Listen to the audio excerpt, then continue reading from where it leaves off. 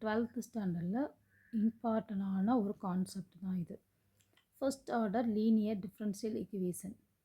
So இது ஏன் important அப்படின்னு சொன்னோன்னா, இது வந்து கண்டிப்பாக இம்பார்ட்டண்டாக கொஸ்டின்ஸு கேட்பாங்க. ஓகேவா?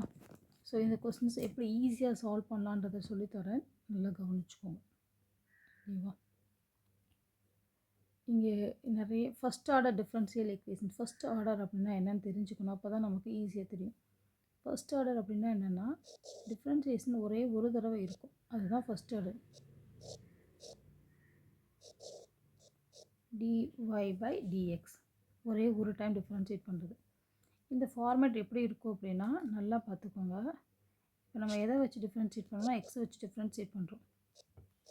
அப்போ இங்கே இருக்கிற ஃபங்க்ஷன் ஃபுல்லு எக்ஸாக இருக்கணும். இந்த பி அப்படின்றது ஃபுல்லு எக்ஸாக இருக்கும். எக்ஸ் ஸ்கொயராக இருக்கலாம், 2x இருக்கலாம், sin x இருக்கலாம், cos x என்ன இருக்கலாம், எக்ஸாக தான் இருக்கும், ஒய் இருக்காது. அதே மாதிரி இந்த எக்ஸுக்கு பக்கத்தில் ஒரே ஒரு ஒய் மட்டும் இருக்கும். தென் திருப்பி ஒரு அடிஷனில் ஃபுல்லு எக்ஸாக இருக்கும் அல்லது கான்ஸ்டண்ட்டாக இருக்கும். ஓகேவா? இந்த மாதிரி இருந்துச்சுன்னா அது இந்த ஃபார்மெட்டில் செய்யணும்னு அர்த்தம். ஓகேவா? இப்போ எக்ஸாம்பிளுக்கு ஏதாவது ஒரு சம் காமிக்கிறேன். இப்போ இங்கே பாருங்கள், இந்த கொஸ்டினில் என்ன இருக்குன்னா, ஜஸ்ட்டு எல்லாமே ஒய்யாக இருக்குது அண்ட் எக்ஸ் இருக்குது. சரியா? இந்த டேர்மில் இதுக்கு பேர் ஒய் அண்ட் இதுக்கு பேர் என்னது, -x. ஓகேவா? இங்கே எக்ஸ் டேர்ம் இருக்குது, இங்கே ஒய் டேர்ம் இருக்குது. ஓகேவா? ஸோ இதை வச்சு தான் நம்ம என்ன பண்ணோன்னா, இந்த டேர்ம் அப்படின்னு கண்டுபிடிச்சிக்கிறோம். சில நேரங்கள் அப்படி இருக்கும், ஆனால் நம்ம என்ன பண்ணுவோம், ரீஅரேஞ்ச்மெண்ட் பண்ண முடிஞ்சால் ரீஅரேஞ்ச்மெண்ட் பண்ணுற மாதிரி பார்த்துக்கணும். இன்னொரு சம் பார்ப்போம். இப்போ இங்கே பாருங்கள், இங்கே எக்கச்சக்கமாக இருக்குது, ஆனாலும் இது இந்த ஃபார்மேட்டில் தான் இருக்குது. ஸோ இதையே ரீஅரேஞ்ச்மெண்ட் தான் பண்ணுறோம். சரியா? ஃபஸ்ட்டு இந்த சமயம் எப்படி ஈஸியாக செய்யலான்னு பார்த்துட்டு அதுக்கப்புறம் அந்த சமயம் எப்படி ஈஸியாக செய்யலான்னு பார்க்கலாம். இப்போ என்ன பண்ணுறோன்னா, நான் என்ன சொல்லியிருக்கேன், ஒய்க்கு பக்கத்தில் இருக்க தான் பின்னு சொல்லியிருக்கேன். ஸோ இங்கே பியோட விலை இடத்துல என்ன இருக்குன்னா 2 இருக்குது, க்யூவோட இடத்துல என்ன இருக்குன்னா e⁻−xன்னு இருக்குது.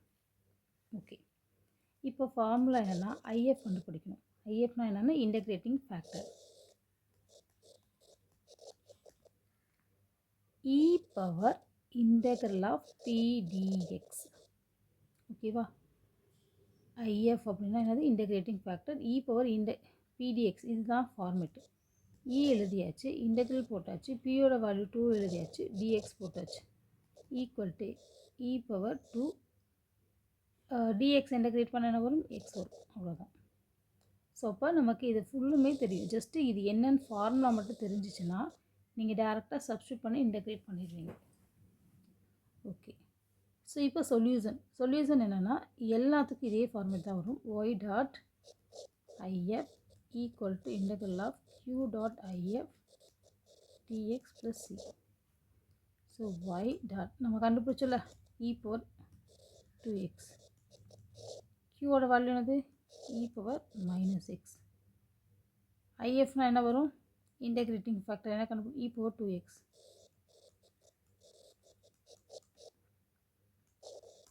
நம்ம இந்த 11th ப்ரீவியஸ் சாப்டர் வந்து கொஞ்சம் தரவாக பார்த்துருந்தோன்னா இது ஈஸியாக இருக்கும். என்னென்ன இன்டகிரேஷன் வருது இல்லையா, இந்த -x + x என்ன ஆகும்னா e⁻xன்னு மாறிடும். இன்டெக்ரல் ஆஃப் e⁻x வந்து e⁻x தான் வரும். சரி, e⁻x. ஸோ இப்போ இதோட ஸ்டாப் பண்ணிக்கலாம். இல்லைனா y ஈக்குவல் டு சொல்யூஷன் வேணும்னு நினச்சோன்னா இதை ரெண்டு சைட் கொண்டு வரப்போ e⁻−2x இங்கே வரும். ஸோ அப்போ e⁻−x, இந்த -2x இந்த பக்கம் வந்தால் இந்த மாதிரி வரும். இது ரெண்டையும் ஆட் பண்ணும்போது -x வரும். ஸோ அதே போல் சியோட e⁻−2x வரும். இதுதான் நமக்கான சொல்யூஷன். ஓகே, இப்போது இந்த வேல்யூவே வந்து இப்படி வந்தால் என்ன பண்ணுறது, dx by dyன்னு வந்தால் அப்படின்னா இங்கே வந்து ஒய் வச்சு நம்ம இன்டெகிரேட் பண்ணுறோம். ஸோ டிஃப்ரென்ஷியேட் பண்ணுறோம். அப்போ அது என்ன ஆகும்னா இது அப்படியே ரீஅரேஞ்ச் ஆகும். So px equal to q. இது ஃபுல்லு ஒய்யோட கோஎஃபிஷியன்ஸாக இருக்கும். இது ஃபுல்லு அந்த மாதிரி ஒய்யோட கோஎஃபிஷியன்ட் கான்ஸ்டண்ட்டாக இருக்கும். அண்டு இது என்ன ஆகுது, எக்ஸ் வந்து இன்டெகிரேட்டிங் ஃபேக்டர். ஸோ ஸோ இப்போ இங்கே என்ன பண்ணணும்னா டிஒய்ன்னு போடணும். எங்கெல்லாம் எக்ஸ் இருக்கோ அங்கெல்லாம் ஒய்ன்னு ரீப்ளேஸ் பண்ணால் இந்த ஃபார்மேட் மாறிடும். ஓகேவா? அதுக்கும் சம் ட்ரை பண்ணால் தான் வரும், சும்மாலாம் வராது. ஓகே, ஸோ இப்போ இந்த சம் அடுத்த சம் பார்க்கலாம்.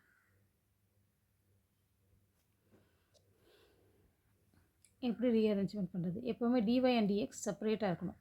அதனால் இங்கே இருக்கிற இந்த டேர்மை நான் ரைட் சைடில் கொண்டு போய்க்கிறேன். First step. ஸோ டிஒய் வேணுன்றதுனால ஃபஸ்ட்டு லெஃப்ட் சைட்லே இதை மைனஸ் இந்த சைட் போடும் டிஒய். ஸோ ரெண்டும் ஒவ்வொரு சைடில் இருந்துச்சுன்னா ஒன்று பாசிட்டிவாக இருக்கும், ஒன்று நெகட்டிவாக இருக்கும்.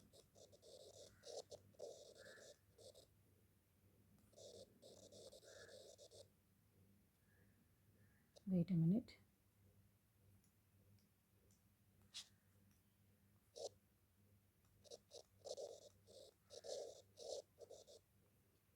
Okay, into dx. ஸோ இப்போ என்ன பண்ணலான்னா டிஒய் பை டிஎக்ஸ்ன்னு லெஃப்ட் சைட்லேயும் இந்த எக்ஸ் இந்த சைடும் கொண்டு போய்க்கலாம். Dy by dx equal to 1 minus x tan x divided by x into y plus x squared cos x by x. Okay, இப்போ நெக்ஸ்ட் என்னென்னா dy by dx plus py ஃபார்மேட்டில் வேணும். ஸோ இங்கே y இருக்குது, அப்போ இதுதான் pயாக இருக்கும். அப்போ இதை லெஃப்ட் சைடில் கொண்டு வரணும். dy by dx minus 1 minus x tan x by x y equal to x. இந்த x கேன்சல் பண்ணால் x cos x வரும். ஓகே, இப்போ இதை எடுத்தாச்சு. இப்போ இதில் இருக்கிறதுலே கஷ்டமான கான்செப்ட் என்னென்னா இன்டெகிரேட் பண்ணுறது தான் கஷ்டன்ற மாதிரி தோணும். இந்த டேர்மெல்லாம் நம்ம பார்த்ததே இல்லையே, எப்படி இன்டெகிரேட் பண்ணுறதுன்னு சொல்லிட்டு ஸ்கிப் பண்ணிட்டீங்கன்னா மார்க் போச்சு. ட்ரை பண்ணோம். எப்படி ட்ரை பண்ணோம்? ஐஎஃப் ஃபார்முலா எழுதுகிறோம், இ போடுறோம், இன்டெகிரல் போடுறோம். இங்கே பிக்கு பதிலாக என்ன இருக்கும்? ஃபஸ்ட்டு பிக்யூனா என்னென்னு எழுதிக்கும்.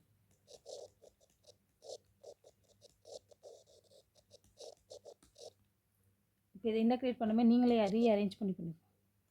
minus 1 by x plus x tan x by x. x cancel. So minus 1 by x plus tan x. Okay va?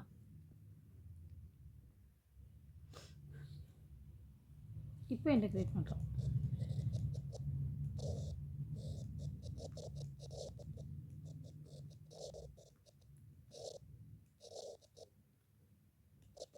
minus 1 by x e power 1 by x அப்படின்னா minus log x. இப்போ tan x integrate பண்ணால் என்ன வரும் அப்படின்னா tan xக்கு separate formula இல்லை. ஆனால் tan xை வந்து கொஞ்சம் ரீஅரேஞ்ச்மெண்ட் பண்ணி ஒரு ஃபார்முலா மாதிரி நீ க்ரியேட் பண்ணிட்டீங்கன்னா அந்த ஃபார்முலாவே யூஸ் பண்ணிக்கலாம். ஓகேவா? ஏதாவது யூஸ் பண்ணிட்டோமா? ஓகே, எக்ஸ் ஓகே, என்ன ஃபார்முலா அப்படின்னா tan xஐ என்னால் என்ன மாதிரி எழுதணும்னா sin x by cos xன்னு எழுத முடியும். sin x by cos xன்னு எழுதிட்டேன்னா இங்கே என்ன வரும்னா log of 1 by x. இது இந்த மெத்தட் ரொம்ப ரொம்ப இம்பார்ட்டன்ட். இதை செப்பரேட்டாகவே சொல்கிறேன். இதை எல்லா இடத்துலையும் யூஸ் பண்ணணும். இப்போது ஒரு டேர்ம் யூன்னு இருக்குது, cos xன்னு எழுதுகிறோம். தென் duன்னு எழுதுகிறோம், மைனஸ் sin x dx.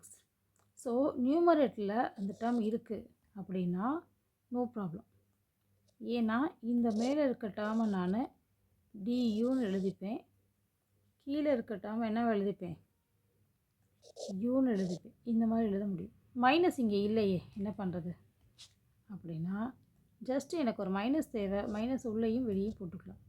எப்போவுமே நம்பரோ மைனஸோ ஒன்று ஆடோ சப்ட்ராக்ட் மல்டிப்ளிகேஷன் டிவிஷன் ஈஸியாக பண்ணிக்கலாம். மற்ற நம்பர்ஸ் பண்ணுறதுக்கு யோசிக்கணும். மல்டிப்ளிகேஷனில் எக்ஸை பண்ணவே கூடாது. ஜஸ்ட் என்னது ஒரு மைனஸ் போட்டுக்கலாம், தப்பு இல்லை. இந்த மாதிரி போட்டுட்டோம். அப்போ இங்கே என்ன வரும்னா ஆக்சுவலாக எப்போவுமே ஒரு டேர்ம் டினாமினேட்டர் அது ஒரு டேர்ம் இருந்துச்சுன்னா அதை என்ன பண்ணலாம்? Log u log x. என்ன டினாமினேட்டர் இருக்கோ அந்த டினாமினேட்டர் டேர்மை லாகுன்னு போட்டு எழுதலாம். ஸோ இப்போ இந்த கொஸ்டினை பொறுத்த வரைக்கும் நம்ம என்ன எழுதணும் அப்படின்னா ஒரு மைனஸ் அவுட் சைட் வருதா? அப்போ minus of log cos x. இங்கே மைனஸ் இருந்துச்சு, நம்ம மைனஸ் எடுத்துட்டோம். ஓகேவா?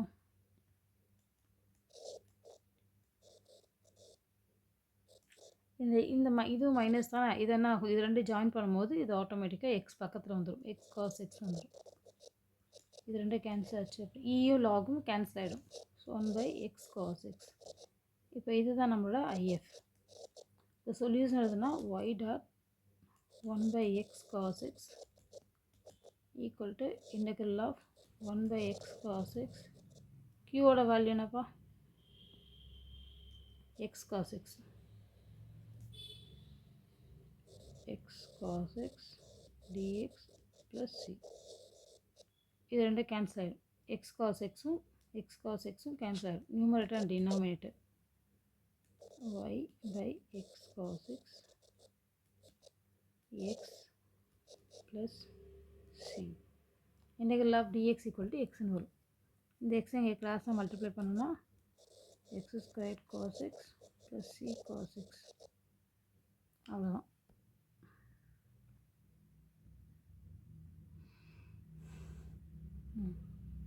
ஓகேவா? ஸோ இதில் ஏதாவது டவுட் இருந்தால் மெசேஜ் பண்ணுங்கள். ஓகே, இப்போ இதில் ரிமைனிங் இருக்க டேர்ம்ஸ் இதே மாதிரி கான்செப்டை ஜஸ்ட்டு வாயிலே சொல்கிறேன், கவனிச்சிட்டே வாங்க.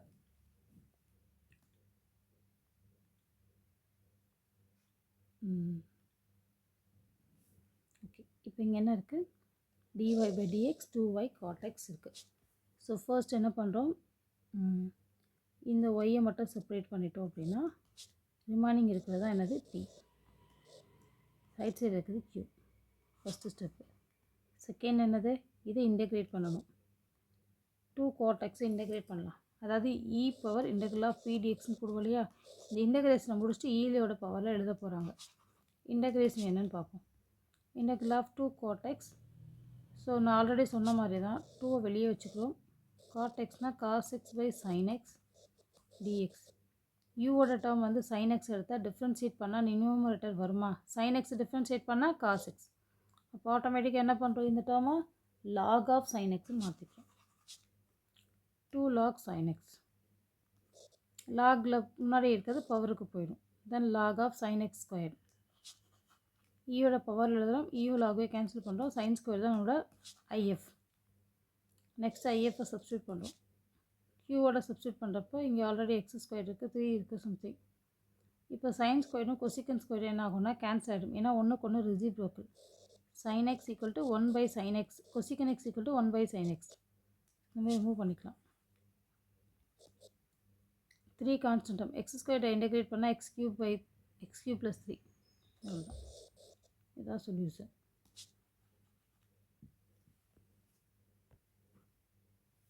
ஓகேவா? சரி, அடுத்த சம் பார்க்கலாமா?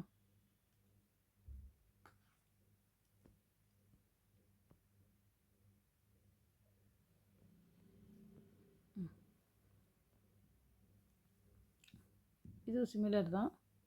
இங்கே இருக்குது பார்த்தீங்களா, dy by dxோட இந்த சைடில் மல்டிப்ளிகேஷன் இருக்குது அந்த டேர்ம். இந்த டேர்மை வந்து டிவைட் பண்ணுறோம். ஃபஸ்ட் த்ரூ அவுட்டாக டிவைட் பண்ணியாச்சு.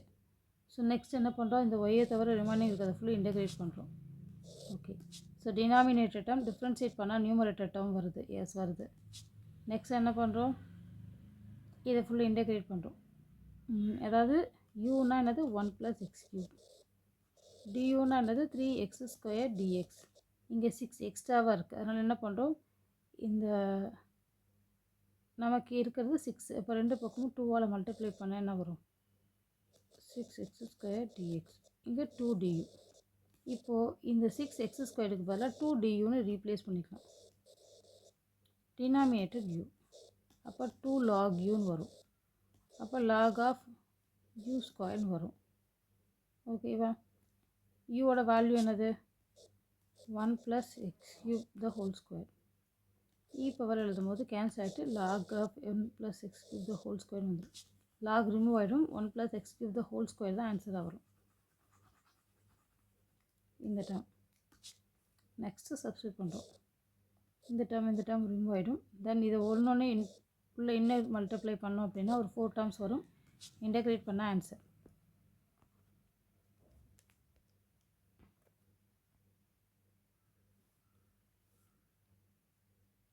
இந்த டேர்ம் மட்டும் dx பை dy ஃபார்மேட்டில் இருக்குது. dx இருக்கா, dx பை dy, இந்த dy இந்த சைடு கொண்டு வந்துடும். அடுத்து இது ரெண்டையும் சேர்த்து இந்த சைடு கொண்டு வரும்.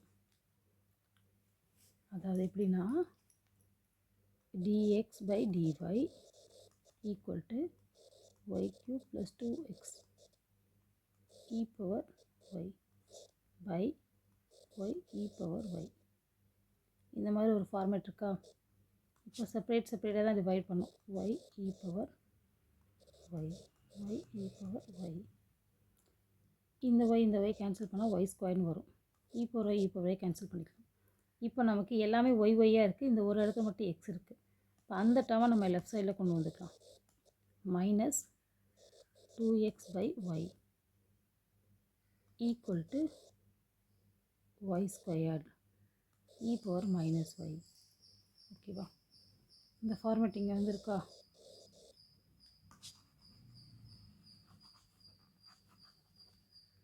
நெக்ஸ்ட் என்ன பண்ணுறோம், எக்ஸுக்கு பக்கத்தில் இருக்கிறது பின்னு வச்சுக்குவோம்.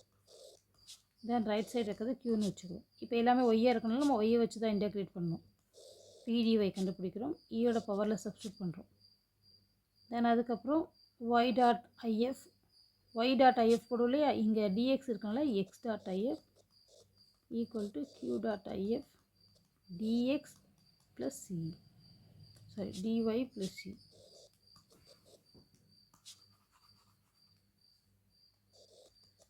ஓகேவா, அவ்வளோதான். இப்போ இந்த இன்டெகிரேட் பார்ட் எப்படி வரும்னு சொல்கிறேன். டினாமினேட்டில் இருக்குது, அதனால் லாக் ஒய். நெகட்டிவாக இருக்கிறது பவரில் போயிடுது, 1/y ஸ்கொயர்னு மாறிடுது. ஓகேவா, இன்வர்ஸ் ஃபங்க்ஷன் எப்பவுமே இந்த மாதிரி பையில் தான் வரும். தென் இந்த இதுவும் கேன்சல் ஆகிட்டு e power minus y integrate பண்ணால் minus e power minus y வரும். அவ்வளோதான் சொல்யூஷன். ஓகேவா, ஓகேப்பா, இதை சால்வ் பண்ணிவிட்டு இங்கே இருக்க சம்லாம் நீங்களே ட்ரை பண்ணுங்கள்.